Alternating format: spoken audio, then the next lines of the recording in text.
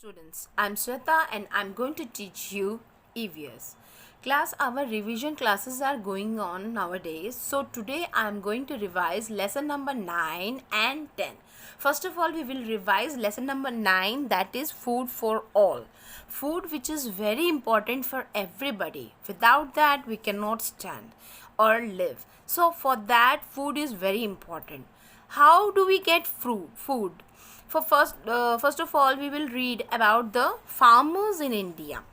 Okay, farmers who cultivate food for us. farmers जो होते हैं, किसान जो होते हैं, cultivate करते हैं हमारे लिए खेती. So what are the conditions they need to be cultivate for the cultivation? क्या क्या चीज़ें चाहिए उनको cultivation करने के लिए, क्या क्या conditions होती हैं. So now what conditions do farmers need for agriculture? Agriculture करने के लिए, खेती बाड़ी करने के लिए किसानों को कौन से कंडीशंस की ज़रूरत होती है. Farmers need the right climate and soil. सबसे पहला है सॉइल सही होना चाहिए और वहाँ का क्लाइमेट सही होना चाहिए. गुड क्वालिटी सीड्स, और सीड जो बीज डालते हैं वो भी अच्छे क्वालिटी का होना चाहिए. मॉडर्न फार्म मशीनरी, बेटा नए दौर के मशीनरीज होनी चाहिए.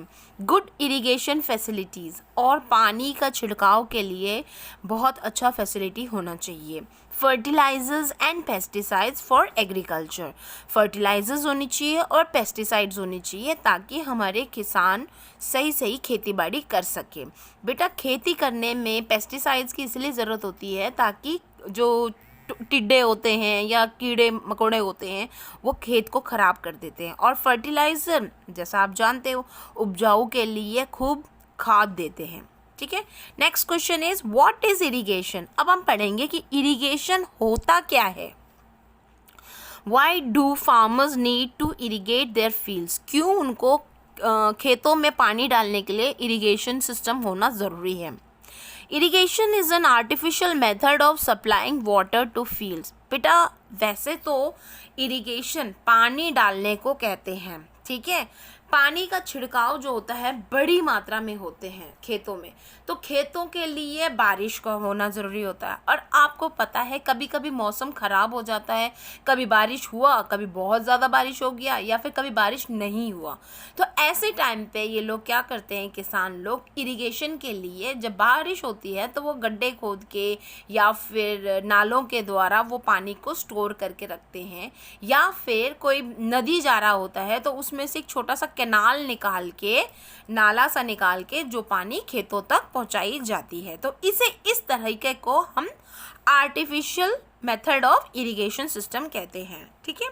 Sometimes farmers depend on the rain for agriculture. जैसे मैंने अभी बताया था, ज़्यादा से ज़्यादा एग्रीकल्चर के ऊपर, जो इरिगेशन के ऊपर जो किसान होते हैं वो बारिश के ऊपर ही निर्भर होते हैं.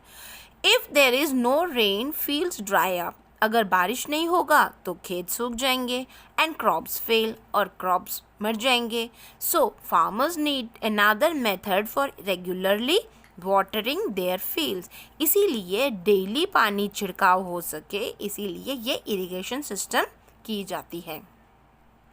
What are pesticides? अब हम पढ़ेंगे कि पेस्टिसाइड्स होता क्या है. Pesticides are chemicals spread on plants to protect them from pests. बेटा पेस्टिसाइड एक कीटनाशक दवाइयाँ होती हैं जो खेतों के ऊपर डाली जाती, छिड़काव किया जाता है ताकि उनके ऊपर कीड़े जैसे टिड्डे और भी अनेक प्रकार के कीड़े चढ़ जाते हैं, जैसे चूहे भी आ जाते हैं, बड़े बड़े घूस वूस आके वो खेतों को ख़राब ना कर सके. Okay. Next question is what is seasonal migration. Seasonal migration किसे कहते हैं. Movement of people from villages for work to nearby town and return to the villages after few months is called seasonal migration. बेटा आप लोगों ने पहले भी सुना भी होगा कभी कभी कि कुछ लोग जैसे खेतों का समय होता है, एक सीज़न होता है, बारिश का सीज़न हुआ, उसके बाद खेती बाड़ी कट गई, उसके बाद का काम कुछ नहीं होता.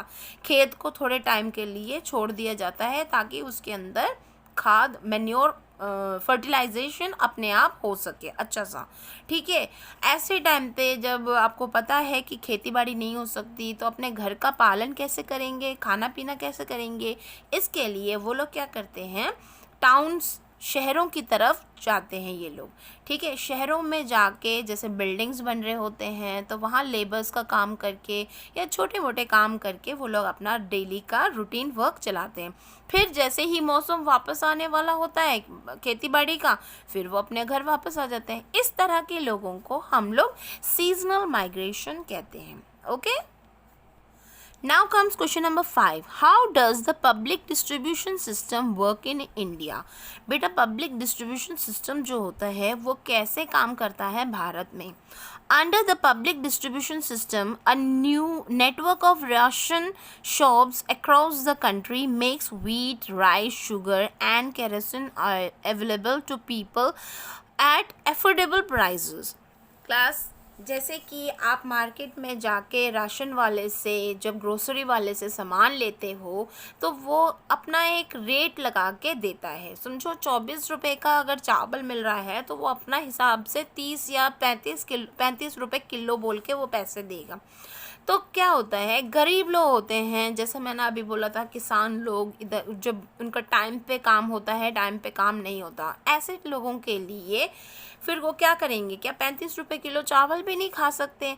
तो ऐसे परिस्थिति में गवर्नमेंट ने एक सिस्टम शुरू किया है जिसे कहते हैं पब्लिक डिस्ट्रीब्यूशन सिस्टम। इसमें गवर्नमेंट अपने पास कुछ स्टॉक रख लेती है राशन के, जैसे कि गेहूँ, चावल, शुगर, केरोसिन ऑयल, ठीक है।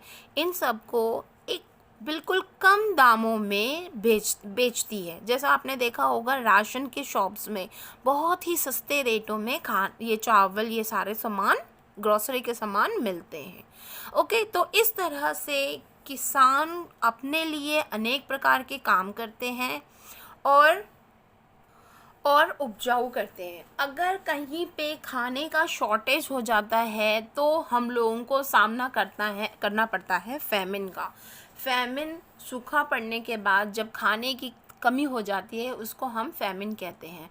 जैसे बंगाल में हुआ था 1943 में, बहुत बड़ा फैमिन हुआ था। ये कभी कभी किसी किसी कारणों से होता है, वैसे तो बंगाल में तो कई कारणों के वजह से हुआ, कभी कभी कहीं पे तो जैसे बाढ़ आ गई तो खाने का शॉर्टेज हो जाता है तो फैमिन होने का डर रहता है। तो इसीलिए गवर्नमेंट भी अपनी तरफ से फैसिलिटीज़ देती हैं, जैसे पब्लिक डिस्ट्रीब्यूशन फैसिलिटीज़ और बहुत सारे सिस्टम्स चला के हेल्प करती है। तो ये सब हमने इस लेसन में पढ़ा है। Okay, now comes lesson number 10, that is eat well keep well. अच्छा खाओ, अपने आप को अच्छा रखो। क्लास, इसमें हमें क्या पढ़ना है? सबसे पहले, what is a balanced diet? A diet that contains all the essential nutrients in the right amount is called a balanced diet. बेटा बैलेंस डाइट क्या होता है? एक ऐसा डाइट मतलब ऐसा खाना, मील, जिसमें हर तरह के न्यूट्रिएंट्स हो, मतलब दाल, चावल, रोटी, दही, सब्जी, सारी चीज़ें सही प्रकार से हमें हर चीज़ होना चाहिए। इसको हम कहते हैं बैलेंस डाइट। उसमें आपका फ्रूट्स भी होने चाहिए एक पूरे दिन के डाइट में, तो इसको हम कहते हैं एक balance diet. Now comes question number 2, why are vitamins important? बेटा विटामिन्स क्यों ज़रूरी होता है? Vitamins are important as it protects us from diseases. Vitamins जो होते हैं वो हमारे लिए इसलिए ज़रूरत होती हैं क्योंकि हमें कोई भी बीमारी बाहर से आ रहा है वो हमारे अंदर ना जा सके और वो लड़ने की क्षमता हमारी बॉडी में बढ़ाता है। Okay, now comes question number 3, what is a nutrient deficiency diseases? बेटा न्यूट्रिएंट डेफिशिएंसी डिजीज़ क्या होता है? A disease caused due to lack of a particular nutrient in our body is called a nutrient deficiency disease. बेटा जब किसी एक nutrient की कमी के वजह से कोई पर्टिकुलर बीमारी हो जाती है तो उसको हम कहते हैं न्यूट्रिएंट डेफिशिएंसी डिजीज़। ठीक है, now comes question number 4, how does food get spoiled? बेटा खाना कैसे खराब हो जाता है? आपने काफ़ी बार देखा होगा घर में खाना रोटी रखा हुआ है और एकदम से अगले दिन सुबह देखते हैं अरे यार रोटियों में अजीब सी गंदी बदबू आ रही है ना? Food get spoiled due to the action of germs, moisture and due to improper storage. Food जो होता है, खाना खराब कैसे होता है? अब जैसा आपने रात में दूध उबाल के बाहर रख दिया, गर्म सीज़न गर्मियों में तो बहुत जल्दी हो जाता है।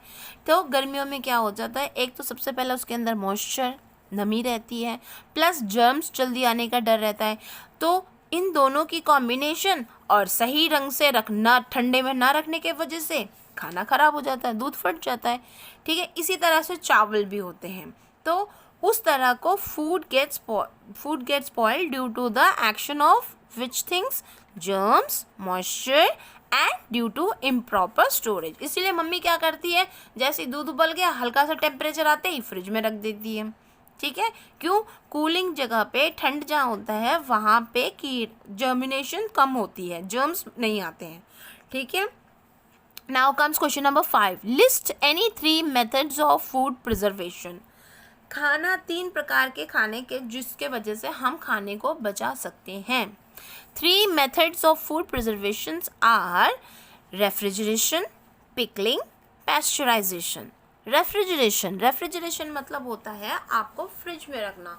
जैसे रात का सब बचा हुआ सब्जी, चावल या रोटी, उनको आप एक काम करोगे, पैक करके फ्रिज में रख लो। जैसे मैंने आपको बताया कि फ्रिज में ठंडे के वजह से जर्म्स नहीं बर्न आउट होते हैं, बढ़ते नहीं हैं।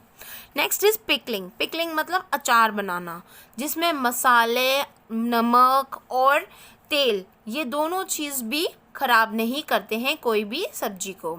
जैसे कि आपने देखा होगा आम का अचार, इवन सब्जी देख लो, आप गोभी ले लो, गाजर ले लो, मम्मी क्या करती है, ये दोनों चीज़ों का अचार बना देती है। अचार तो लंबे टाइम तक रहता है, लेकिन क्या होता है जब हम उसी को काट के सब्जी बना देते हैं और उस टाइम तो ठीक है, थोड़ा अगले ही दिन खाने के लिए जाएंगे तो वो ख़राब हो जाता है। तो पिकलिंग, मसाले डलने के बाद, नमक डालने के बाद और जब तेल डलता है तो उसमें भी कीड़े, जर्मिनेशन नहीं होता है, मतलब जर्म्स का पनपना नहीं होता है। पैस्चराइजेशन मतलब होता है बहुत बड़ी, मतलब तेज़ आंच में खूब अच्छी तरह से उबाल के फिर नॉर्मल टेम्परेचर में करके उसे फ्रिज में रखने को हम पैस्चराइजेशन कहते हैं। कम मतलब एकदम से कम टेम्परेचर में ले आना। Okay, so these are the methods which the food can be preserved. ये सारे मेथड्स और भी हैं जिनके वजह से हम खाने को बचा सकते हैं। सो क्लास, इसीलिए इसमें बोला गया है कि ईट वेल एंड कीप वेल, मतलब खाना खाओ और उस खाने को सही से बचा के भी रखो। ओके क्लास, जैसे मैंने आपको बताया है कि न्यूट्रिएंट्स जो होते हैं, protein, carbohydrates, fats, vitamins and minerals होते हैं। ठीक है, प्रोटीन्स हमें कहाँ किन किन चीज़ों से मिलता है? Milk products, eggs, meat, fish, pulses, दालें, नट्स एंड पीस से। Carbohydrates, cereals, pulses and potato. Cereals मतलब होते हैं आपके आटा, जो चावल, गेहूँ, इनको बोलते हैं। एंड पल्सेस दालें, एंड पोटैटोज तो जानते हैं आप। Fats, oil, butter and nuts. Vitamins, fruits, vegetables, cereals, meat and fish, eggs. Minerals, green leafy vegetables and fresh fruits. So class, ये आपको विटामिन्स, आपको न्यूट्रिएंट्स इन चीज़ों से मिलते हैं।